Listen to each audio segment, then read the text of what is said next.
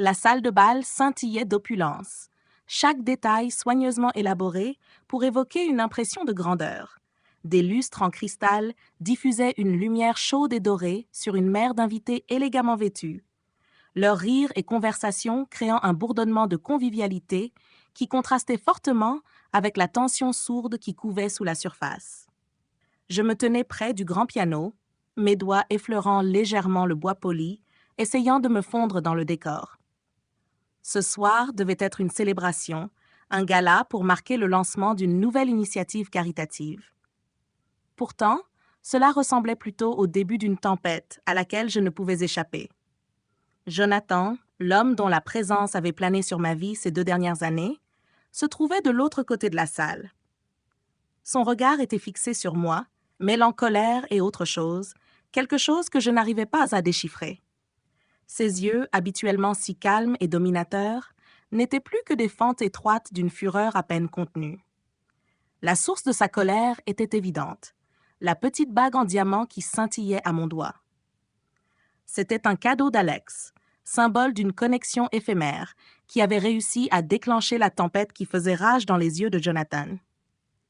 La bague était un rappel brutal de la vie que j'essayais de construire, loin de l'ombre de l'influence de Jonathan. Mais pour lui, elle représentait une insulte, une trahison de quelque chose qu'il considérait comme légitimement sien. Alors que Jonathan s'approchait, la foule s'écarta comme la mer Rouge, des murmures de curiosité le suivant dans son sillage. Ses pas étaient délibérés, chacun résonnant comme un battement dans une symphonie d'affrontements non exprimés. Il arriva devant moi, son expression mêlant indignation et quelque chose de plus sombre. « Tu crois que commença-t-il, sa voix basse et grondante, que cette bague signifie quelque chose? Tu la portes ici? Tu la montres à tout le monde? » J'essayais de calmer ma respiration, sentant le poids de son regard comme une pression physique. « Jonathan, ce n'est qu'une bague. Ça ne change rien. » Son visage se teinta de rouge sous l'effet de la colère, et avant que je ne puisse réagir, il attrapa un verre de vin sur le plateau d'un serveur à proximité. Dans un geste rapide et fluide, il le renversa sur ma tête. Le liquide rouge cascade sur ma robe dans un arc dramatique et humiliant. La salle se figea dans le silence, tous les regards braqués sur la scène qui se déroulait sous leurs yeux. Le vin s'était infiltré dans le tissu de ma robe, sa fraîcheur traversant jusqu'à ma peau. Je ressentis une vive brûlure lorsqu'il entra en contact avec mes épaules nues, et les murmures de la foule s'amplifièrent, un mélange de soupirs choqués et de spéculations chuchotées. L'humiliation était écrasante, un contraste brutal avec la grandeur du décor. Avant de poursuivre l'histoire, j'aimerais demander une faveur. Depuis mon enfance, j'ai rêvé d'atteindre 1000 abonnés, et cela représenterait énormément pour moi si vous pouviez m'aider à réaliser ce rêve en vous abonnant à la chaîne. Merci infiniment. Et maintenant, revenons à la vidéo.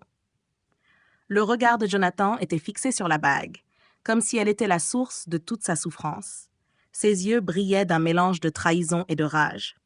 « Tu penses être meilleur que moi maintenant? »« Que ça, dit-il en désignant la bague, te rend spécial? » Je sentais les yeux des invités braqués sur moi, leur curiosité pesant comme une force implacable. Je voulais disparaître, échapper au poids de la colère de Jonathan et aux regards insistants de la foule. Mais plus encore, je voulais qu'il comprenne que cette bague n'était pas une arme contre lui, mais un symbole de quelque chose que j'avais durement gagné. « Jonathan, ça n'a rien à voir avec toi, dis-je, ma voix tremblante malgré mes efforts pour rester calme. C'est à propos de moi, de trouver ma propre voie. » Son visage se tordit dans un mélange de colère et d'incrédulité. « Trouver ta propre voie? » ricana-t-il, un rire dur et amer. « C'est comme ça que tu appelles ça? Tu crois pouvoir tout quitter et recommencer à zéro? » La pièce sembla se refermer sur nous, l'opulence du gala devenant le décor d'un drame personnel qui se jouait au grand jour. Les invités chuchotaient entre eux, leurs regards oscillant entre Jonathan et moi, mêlant fascination et pitié. Alors que les mots de Jonathan déchiraient l'air, je sentis une montée de défiance en moi. La bague à mon doigt, bien que petite et apparemment insignifiante, représentait un avenir que j'avais lutté pour conquérir. Un avenir au-delà des ombres de l'influence de Jonathan. Je ne le laisserai pas me voler cela. « Jonathan, dis-je en soutenant son regard avec fermeté. Si tu es là pour me rappeler mon passé, alors je pense qu'il est temps pour nous deux d'avancer. Son expression s'assombrit, et pendant un instant, je crus qu'il allait exploser à nouveau. Mais alors, aussi vite qu'elle était venue, sa colère sembla se dissiper, laissant place à un regard froid et calculateur. Il se retourna brusquement sur ses talons, s'éloignant avec un dernier regard méprisant par-dessus son épaule. Les murmures de la foule devinrent plus forts tandis qu'ils le regardaient partir, leur attention désormais entièrement tournée vers les conséquences de son départ dramatique. Je restais là, ressentant le poids de ma robe imbibée de vin et la brûlure de l'humiliation, mais aussi une lueur de détermination. Les actions de Jonathan n'avaient fait que renforcer ma volonté d'embrasser l'avenir pour lequel j'avais tant lutté. Alors que je me dirigeais vers les toilettes, les chuchotements et les regards me suivaient comme des ombres. J'avais besoin de me ressaisir, de retrouver un semblant de dignité avant de faire face au monde extérieur. Mais, même en essayant d'éponger le vin sur ma robe, je ne pouvais pas me débarrasser de ce sentiment que cette confrontation n'était que le début d'une lutte bien plus grande. Le poids de l'anneau à mon doigt semblait plus lourd que jamais, un symbole à la fois de mes triomphes et des batailles qui m'attendaient. Et en regardant mon reflet dans le miroir, je savais que, peu importe à quel point le chemin à venir pourrait être difficile, j'étais prête à l'affronter. Les toilettes étaient un havre de carreaux blancs et d'éclairage tamisé, un contraste frappant avec le chaos de la salle de bal. Je fermais la porte derrière moi et m'appuyais contre elle, prenant une profonde inspiration. Le bruit de ma respiration rapide semblait presque assourdissant dans ce calme. Mon reflet dans le miroir était le portrait du désordre. Le vin tachait ma robe de larges éclaboussures rouges et mes yeux étaient grands ouverts, mêlant choc et douleur. Je tâtonnais avec les serviettes en papier, essayant de tamponner les pires taches, mais le tissu était déjà lourdement imbibé. Plus j'essayais de le nettoyer, plus la tâche semblait s'étendre. Je pouvais sentir la brûlure du vin sur ma peau, un rappel de l'humiliation publique que Jonathan avait orchestrée. L'humiliation brûlait bien plus profondément que le liquide lui-même ne l'aurait pu.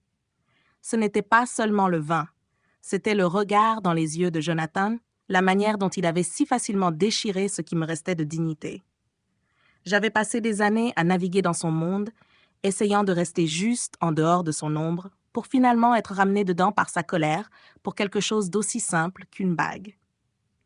Alors que je tamponnais la tâche, mon esprit revint au jour d'autrefois, avant l'accident, avant la bague, avant que tout ne devienne si compliqué. Je me souvenais d'une époque où le toucher de Jonathan était chaleureux, où ses mots portaient la promesse de quelque chose de plus que le simple pouvoir et prestige. Mais c'était avant que le monde ne change, avant que tout ne soit entaché par la douleur et la trahison.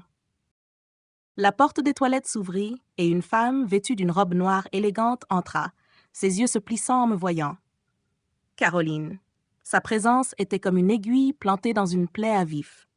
Je n'eus presque pas le temps de réagir qu'elle se tenait déjà à côté de moi, son regard fixé sur ma robe ruinée. « Isla, dit-elle, sa voix chargée d'un mélange de préoccupation et de condescendance. J'ai vu ce qui s'est passé. Jonathan peut être assez impulsif. Son ton était presque trop doux, comme si elle s'adressait à un enfant qui venait de briser un jouet préféré. Je croisais son regard dans le miroir, mes yeux reflétant une résolution d'acier. Il l'a fait pour faire passer un message, dis-je calmement. Il voulait me rappeler qu'il a encore du pouvoir sur moi, même si ce n'est qu'en me humiliant. L'expression de Caroline changea légèrement, une lueur fugace de culpabilité, peut-être, traversant son visage. Il traverse une période difficile, Isla. Ce n'est pas facile pour lui. Je laissai échapper un léger ricanement. Difficile? Répétai-je. C'est lui qui m'a jeté dans ce chaos, pas l'inverse. Caroline soupira, s'approchant un peu plus. Elle tendit une main hésitante vers l'ourlet de ma robe, ses doigts effleurant la tache de vin. La douleur de Jonathan et ses actions n'excusent rien. Je suis désolée qu'il t'ait fait subir cela. Je n'étais pas sûre si sa sympathie était sincère ou si ce n'était qu'une autre couche de son masque public. Mais quelque chose dans son regard me disait que, pour une fois, Elle était peut-être honnête. Pourquoi es-tu vraiment là, Caroline? Demandai-je. Pour te réjouir ou pour offrir des excuses creuses? Son regard s'adoucit et elle sembla lutter pour trouver ses mots. Je suis venue voir si tu allais bien. Je n'ai jamais voulu que tout cela arrive. Je sais que les actions de Jonathan ont été destructrices. Je souris faiblement, sans joie. Eh bien, il a certainement réussi dans ce domaine. Je suppose que tu es ici pour t'assurer que tout continue sans autre incident. L'expression de Caroline devint plus sincère. Je veux aider Isla. Je sais que ce n'est pas grand-chose, mais... Elle hésita, puis sortit une petite carte de son sac. Voici mon numéro. Si tu as besoin de quoi que ce soit, n'hésite pas à appeler. Je pris la carte, ressentant le poids de son geste, bien que cela n'atténuât guère la douleur des événements de la soirée. Merci, dis-je, essayant de garder ma voix stable, mais je crois que je dois régler ça seule. Elle hocha la tête, comprenant. Je comprends. Si tu changes d'avis, je suis là. Alors que Caroline partait, je me retrouvais seule face à mon reflet, le murmure de la soirée encore audible à travers la porte des toilettes. Je pris un moment pour me ressaisir, respirant lentement et profondément. La tache de vin était un rappel brutal de la guerre personnelle que je menais, une bataille qui semblait loin d'être terminée. Je sortis des toilettes, mes pas hésitants mais résolus. La salle de bal était toujours en effervescence, les invités inconscients du tumulte qui venait de se dérouler. Le départ de Jonathan avait laissé un vide, mais c'était un vide que je devais combler avec ma propre force. J'aperçus Alex près du bord de la piste de danse, sa présence en net contraste avec le chaos qui venait de se produire. Il leva les yeux lorsque je m'approchais, son expression mêlant curiosité et inquiétude. « Isla », dit-il d'une voix basse. « Ça va ?»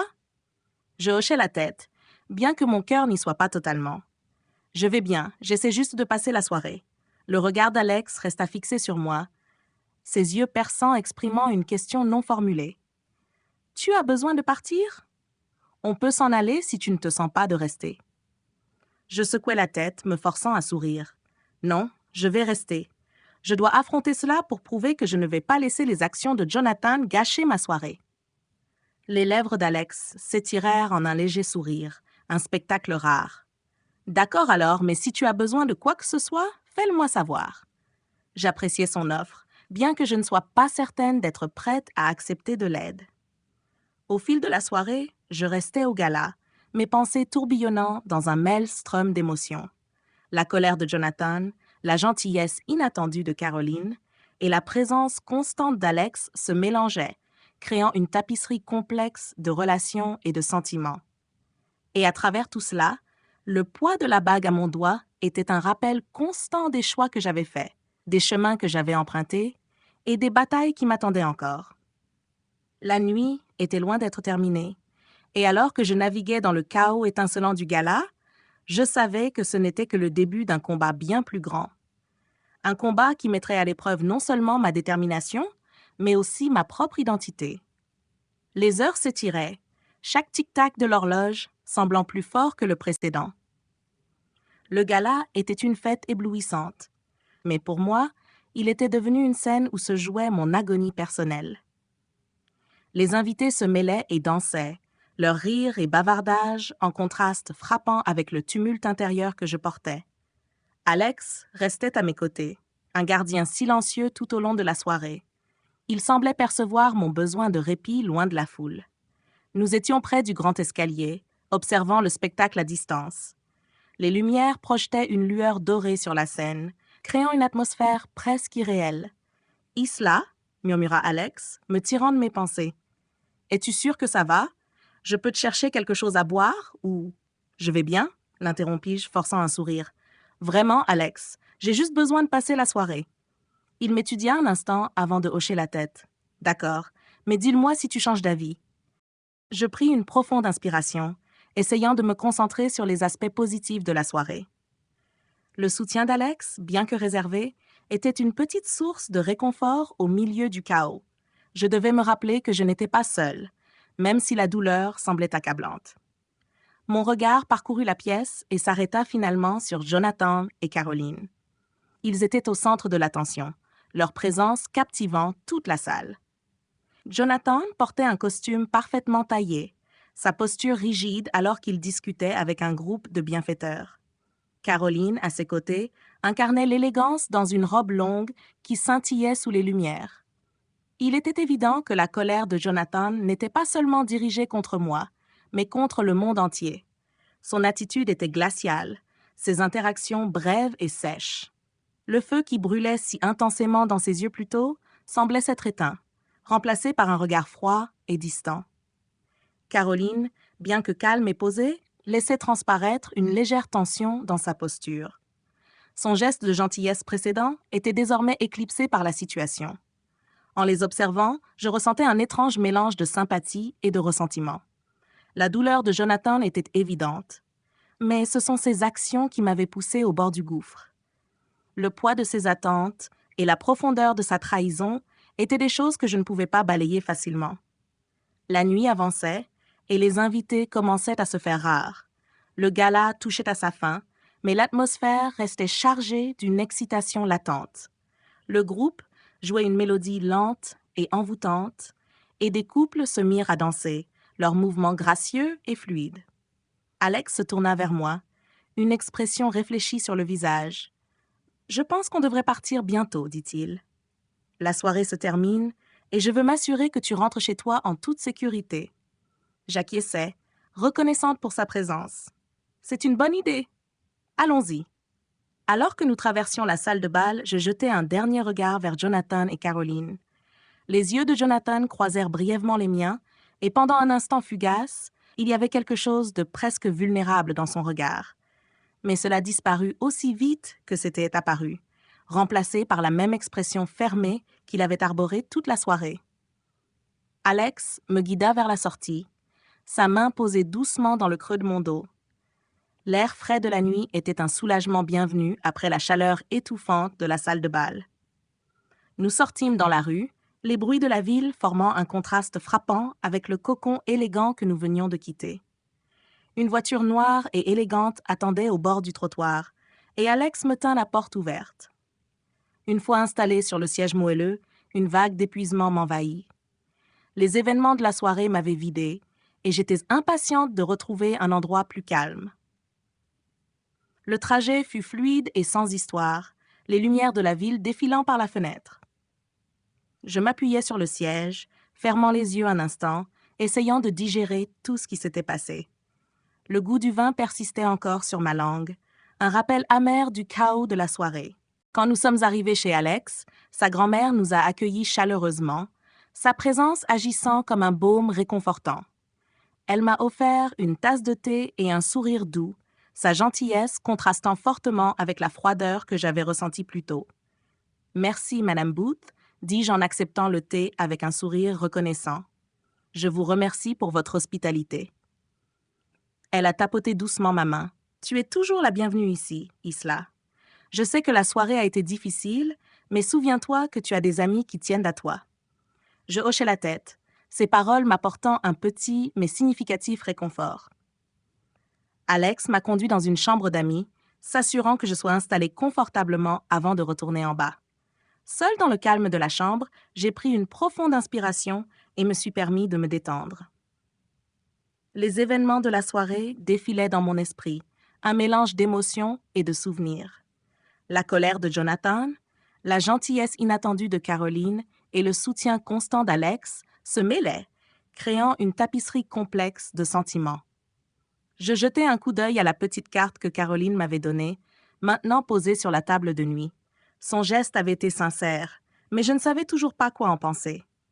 La bague, la tache sur ma robe et les mots durs de Jonathan semblaient être des échos lointains dans le silence de la nuit. Alors que je sombrais dans le sommeil, je ne pouvais me défaire du sentiment que ce n'était que le début d'un voyage bien plus vaste. Les complexités de mes relations avec Jonathan, Caroline et Alex étaient loin d'être résolues. Le chemin à venir serait difficile, mais pour l'instant, tout ce que je pouvais faire était de me reposer et de me préparer à ce qui m'attendait. Le lendemain du gala arriva, avec une douce lumière dorée filtrant à travers les rideaux de la chambre d'amis. Je me réveillais avec l'impression de n'avoir fermé les yeux que quelques instants. Les événements de la veille semblaient irréels, comme si j'avais été prise dans un tourbillon d'émotions et que je commençais seulement à en comprendre les répercussions. La grand-mère d'Alex était déjà partie pour sa routine quotidienne quand je descendis les escaliers. La maison était silencieuse, un contraste frappant avec l'agitation de la vie citadine à l'extérieur. J'errais dans la cuisine, où une cafetière fraîchement préparée diffusait son arôme riche dans l'air. Alex me rejoignit peu après, vêtu d'une chemise décontractée et d'un jean. Il semblait plus détendu aujourd'hui, son sérieux habituel adouci par la lumière du matin. « Bonjour », dit-il en se servant une tasse de café.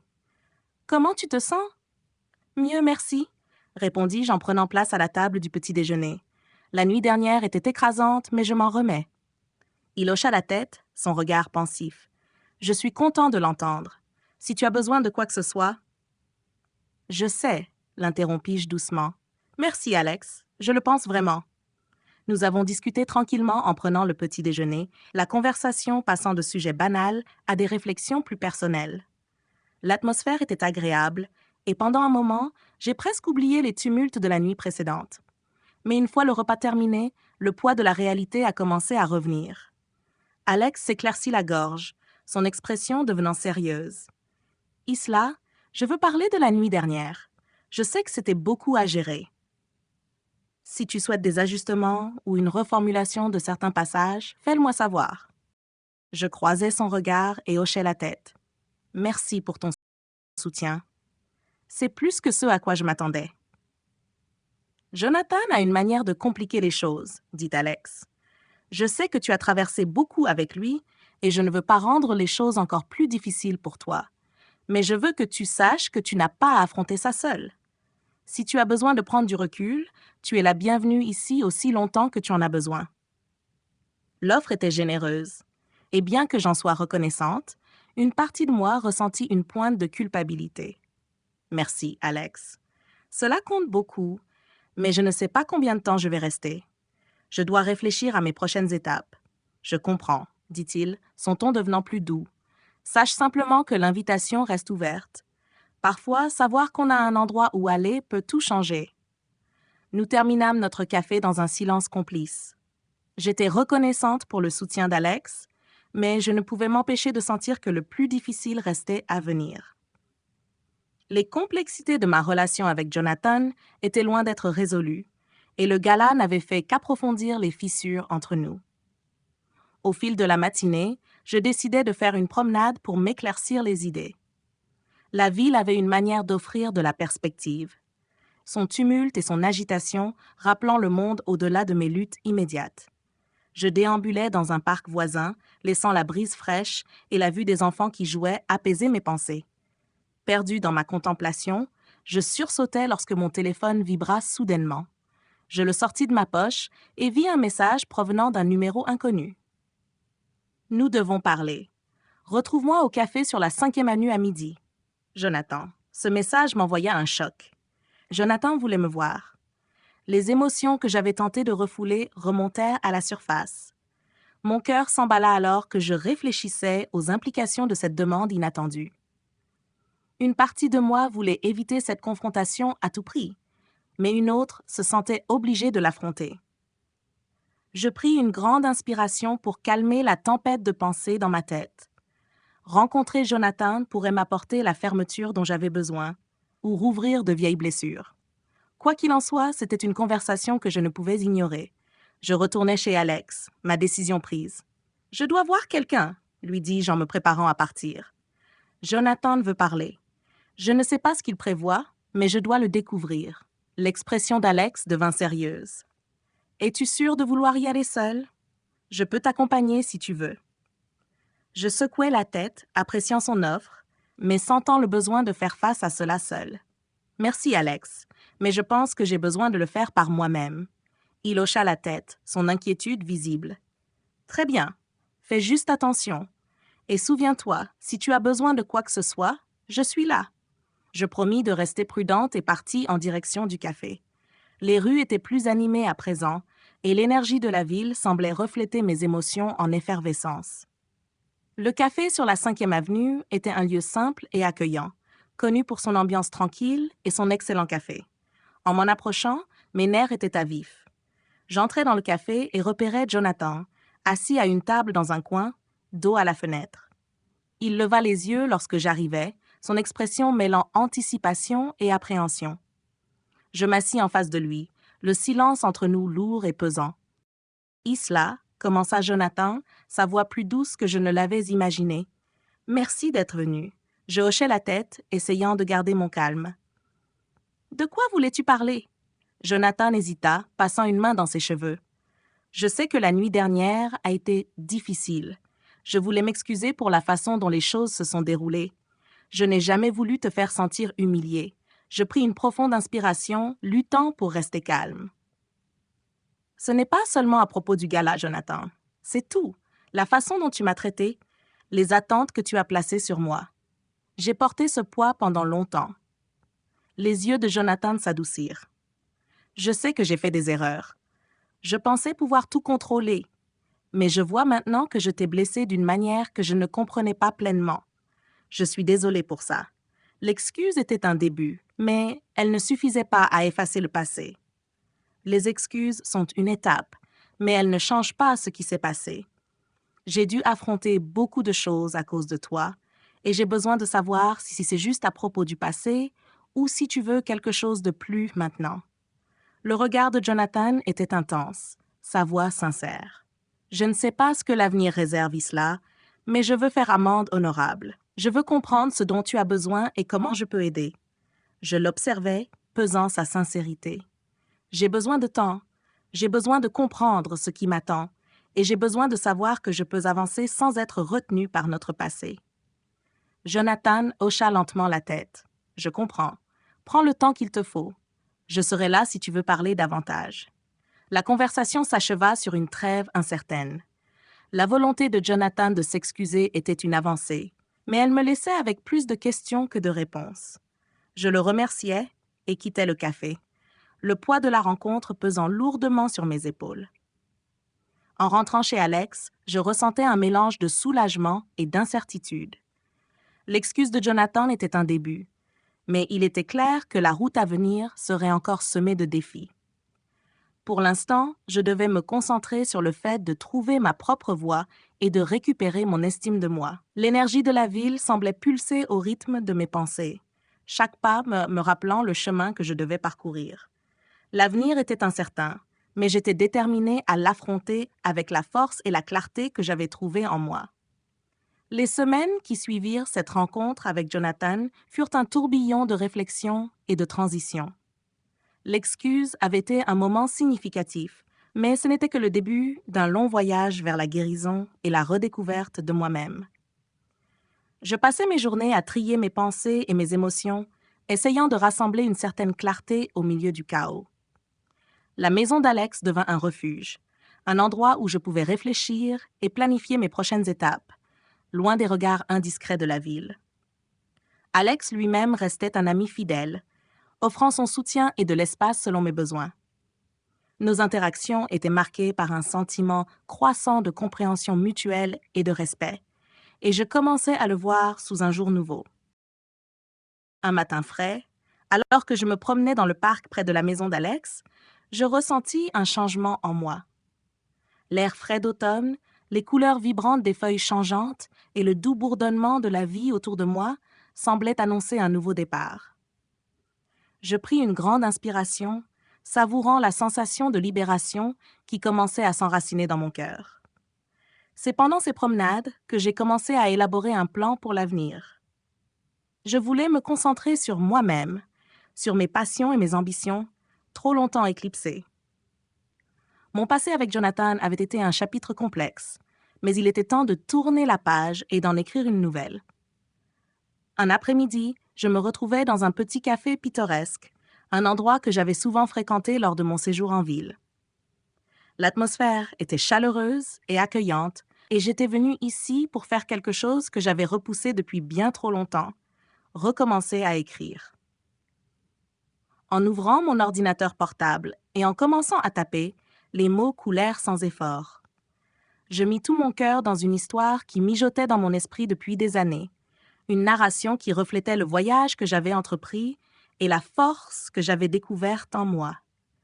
C'était une expérience cathartique, une manière de reprendre possession de ma voix et d'exprimer les émotions que j'avais retenues si longtemps. Alex me rejoignit plus tard au café, apportant avec lui un petit bouquet de fleurs. « Pour ton nouveau départ » dit-il avec un sourire, posant les fleurs sur la table. « Merci, Alex » répondis-je, touché par ce geste. Cela signifie beaucoup pour moi. Alors que nous discutions de mon écriture et de l'avenir, je ressentis une paix intérieure et une pointe d'optimisme. Le chemin à venir restait incertain, mais j'étais prête à l'affronter avec courage et détermination. Mon passé avec Jonathan ferait toujours partie de moi, mais il ne définissait plus qui j'étais. Les semaines suivantes apportèrent de nouvelles opportunités et défis. Je me mis à écrire à plein temps, acceptant des projets en freelance et explorant différents genres. Le processus créatif devint une source de joie et d'accomplissement, me permettant de canaliser mes expériences en quelque chose de significatif. Un soir, alors que je marchais de nouveau dans le parc, j'aperçus un visage familier au loin. Jonathan était là, sa silhouette se détachant contre le soleil couchant. Il s'approcha de moi avec un sourire hésitant et je ressentis une pointe de nostalgie. « Isla, dit-il doucement, je voulais savoir comment tu allais.